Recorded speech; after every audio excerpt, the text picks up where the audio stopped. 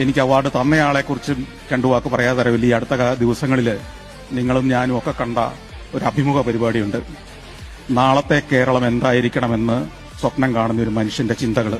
നമുക്കറിയാം, അത്തരം ചിന്തകൾ കേൾക്കാനില്ലാത്ത ഒരു കാലത്ത് ജീവിക്കുന്ന നമ്മൾ, രാഷ്ട്രീയ മെയ്വഴക്കത്തിന്റെയും അഭ്യാസത്തിന്റെയും മാത്രം വാചക കസർത്തുകൾ കേൾക്കുന്ന ഒരു കാലത്ത് ഭാവി കേരളം എങ്ങനെയായിരിക്കണമെന്ന് കൃത്യമായ വീക്ഷണമുള്ള ഒരു ആളെ, ഒരു നേതാവിനെ കാണുമ്പോൾ നമുക്കുണ്ടാവുന്ന ഒരു ആദരവ് അദ്ദേഹത്തോട് നമുക്ക് തോന്നിയിട്ടുണ്ടെങ്കിൽ അതിൽ അത്ഭുതമില്ല. ആ ആദരവ് ഞാൻ ഇവിടെ വെച്ച് അങ്ങേ അറിയിക്കുകയാണ്.